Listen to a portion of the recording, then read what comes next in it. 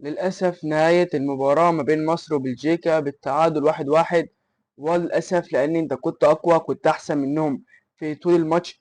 استحواذ، لعب، تمرير، تمركز، طلوع بالكورة، أي حاجة أنت كنت أحسن منهم، أقوى منهم، كنت تستحق المكسب. لكن أنت ضيعت من نفسك. يعتبر مكسب سهل على نفسك، ضيعته مكسب سهل، بحيث إن أنت كنت ممكن تكسب وتكسب أكتر من واحد، واحد، اتنين، وتلاتة كمان. بس للأسف ضيعت أكتر مكسب بسبب خطأ دفاعي. خطأ دفاعي لأن أنت الكورة كانت فاول، فريق متأخر 1-0، فبالتالي هيلعب كورة سريعة. فأنت لازم تنظم دفاعك، دفاعك ما كانش متنظم. لعبت كورة ضربة الدفاع عرضية، لوكاكو لمسها، قامت خبطت في محمد هاني وقامت داخلة جون. بصراحة مفيش غلط على محمد هاني. محمد هاني حاول يشتغل لكن بالغلط دخلت في نفسه.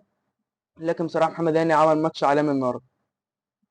وادي الكرة دي بصراحة، يعني الكرة دي لإمام في الشوط التاني في أول 10 دقايق. الكرة دي لو كانت دخلت جون يعني كانت هي صعبة الماتش على بلجيكا، كانت بالتالي هتسهل الماتش ليك، هتسهل الماتش، هتخليك متقدم 2-0، كنت تبقى ماسك الماتش أكتر، ماسك الكورة أكتر عليهم وضاغط أكتر. فبصراحة الكورة دي كانت ممكن هتغير حاجات كتير في الماتش، بس للأسف ضاعت، ويعني ربنا ما وفقناش فيها. والكرة التانية المرموش ضيعها.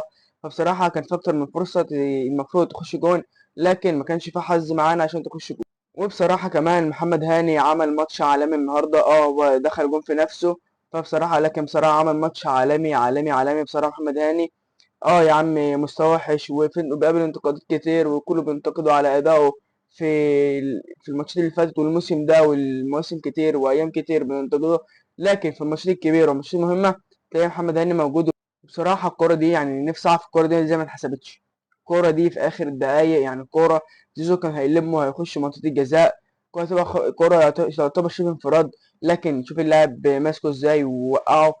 يعني بصراحة مش عارف بصراحة ازاي ده محسبش فاول. فدي خطأ كبير بصراحة من الحكم ومن الفار ان هو ما رجعش الحكم في القرار اللي فاتت دي. لكن بإذن الله كل التوفيق لمصر في الماتشين الجايين، ونكسب الماتشين الجايين بإذن الله ونتأهل أول مجموعة.